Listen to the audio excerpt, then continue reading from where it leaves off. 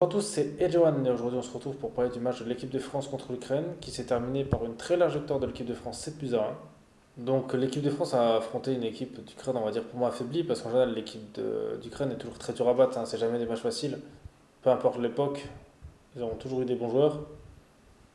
Mais là c'était vraiment une victoire très très facile, voilà, l'équipe était, ils avaient juste on va dire un bon joueur, c'est celui qui a marqué. Mais sinon en défense c'était vraiment pas ça, leur gardien était vraiment pas au niveau, il a quand même pour moi pris pas mal de buts qu'il aurait pu rater.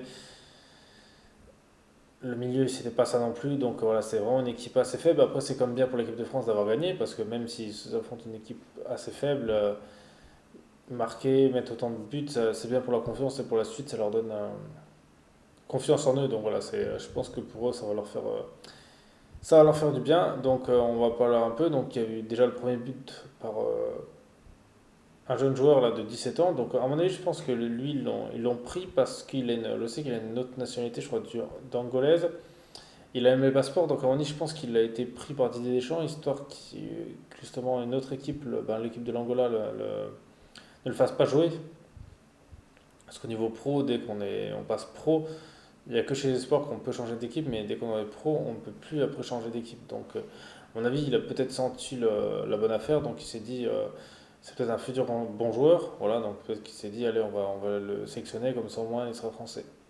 Donc c'est très bien pour lui d'avoir marqué sur son premier match. En plus c'est un beau but qu'il a mis pour tourner.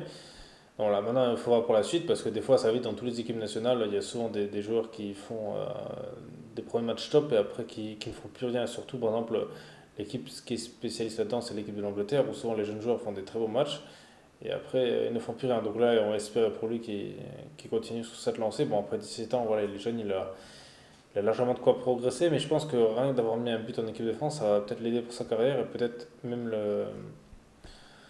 pour le faire évoluer dans d'autres clubs. Peut-être Rennes va lui accorder peut-être un peu plus de confiance. Donc voilà, c'est bien pour lui. Et ensuite, on va parler de Giroud. Donc Giroud, c'était son centième match avec l'équipe de France, sa centième sélection. Et il a fait très fort, il a mis deux buts et le premier est vraiment magnifique, hein. Il a dépassé Michel Platini en but, donc c'est vraiment top. C'est vrai que Giroud, quelqu'un qui est beaucoup décrié, mais pour moi, c'est quand même un bon attaquant. Je veux dire, honnêtement, je l'aurais bien vu, même moi, au PSG en tant que deuxième attaquant, il aurait pu être utile. Voilà, il a mis le but, c'était un super but qu'il a mis, il fallait le mettre un but de loin. Le deuxième but, c'était un but aussi, bah, c'était un but plus opportuniste, mais voilà, il était là. Donc Giroud était comme là, et puis s'il a comme mis dépassé Platini, c'est qu'il a du talent. Voilà, c'est quand même un joueur de talent, hein, Giroud. Il faut pas.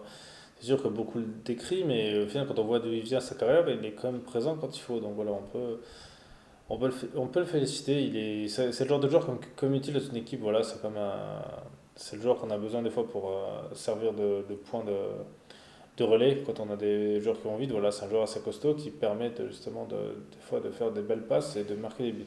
Voilà, après, ils ont Mandanda, ben, il a été blessé, donc là c'est McMahon qui l'a remplacé en deuxième mi-temps. Alors ça veut dire que déjà Areloa a perdu sa place de troisième gardien.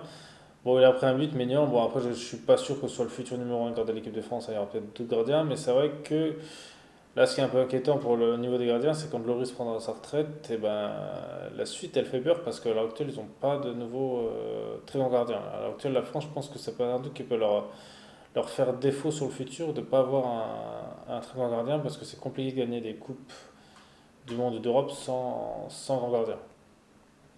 Voilà, ensuite, il y a eu Mbappé aussi qui a mis son but, donc c'est top pour lui. Je pense il en avait besoin parce que le PSG il avait un peu plus de mal à marquer, donc là c'est bien, il a fait une bonne entrée, il a fait son match.